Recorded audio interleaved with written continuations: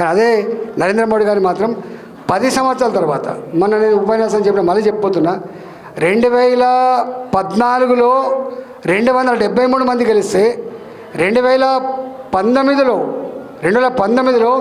303 సీట్లు గెలిస్తే రేపు 2024 ఎన్నికల్లో 400 సీట్లు గెలిపిస్తారని చెప్పి 400 సీట్లు గెలిపిస్తామని చెప్పి ప్రజలు వాళ్ళ ఆత్మను ఆవిష్కరించే పరిస్థితి వచ్చిందంటే అంటే నరేంద్ర మోడీ గారు ఎన్నడూ ప్రెస్ మీట్ పెట్టాడు, నరేంద్ర మోడీ గారు ఎన్నడూ ప్రగల్భాలు పలకడు, నరేంద్ర మోడీ గారు ఇవాళ నేను చేసినాను ఇక్కడ చెప్పుకోడు కాబట్టి అది సాధ్యమైంది. అందుకని ప్రజలు ఎంత గొప్పవాళ్ళు అంటే కశ్మీర్ నుంచి మొదలుపెట్టి కన్యాకుమారి వరకు, కశ్మీర్ నుంచి మొదలుపెట్టి కన్యాకుమారి వరకు, అరుణాచల్ ప్రదేశ్ నుంచి మొదలుపెట్టి కచ్ వరకు అన్ని ప్రాంతాల వాళ్ళు, అన్ని భాషల వాళ్ళు, అన్ని రకాల సంస్కృతులు ఉన్న వాళ్ళు, వైవిధ్యాలు ఉన్న వాళ్ళు కూడా మా మోడీ మా నరేంద్రుడు అంటున్న పరిస్థితి వచ్చిందంటే అది వటికనే చేతులు బాయ్ బాయ్ అని చెప్తే వచ్చింది కాదు. 10 సంవత్సరాల కాలంలో అనేక రకాల అభివృద్ధి కార్యక్రమాలు మన కళ్ళ ముందు కదలాడుతున్నాయి కాబట్టే సాధ్యమైందని మాత్రం నేను చెప్పగలుగుతాను. ఇంతకుముందు ఎవరో అంటున్నారు సార్ విశ్వవిద్యాలయాలు పెరిగే చూసినా అని. 700 విశ్వవిద్యాలయాలు ఉండే స్వతంత్రం వచ్చినప్పటి నుంచి మోడీ గారు వచ్చేంతవరకు 400 విశ్వవిద్యాలయాలు పెరిగినాయి. 400 విశ్వవిద్యాలయాలు పెరిగినాయి.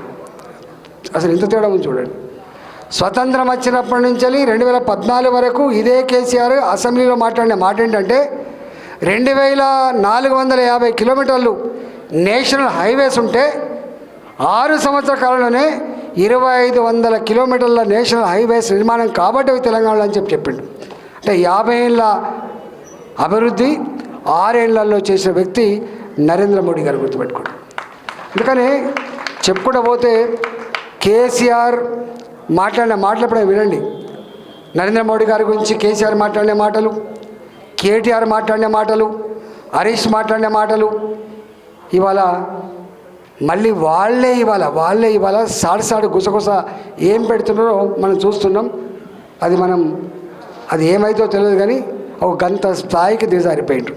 అంటే అందితే జుట్టు లేకపోతే కాలు, ఈ నేచర్ ఉన్నాడు కేసీఆర్. అందుకని వాస్తవికతకి దూరంగా ఉన్నవాడు ఎప్పుడు నాయకుడు కాడు అనడానికి సజీవ సాక్ష్యం ఎవరంటే కేసీఆర్, గుర్తుపెట్టుకోండి కేసీఆర్. కానీ ఆయన గురించి మనం ఎక్కువ తక్కువ మాట్లాడుకోవద్దు.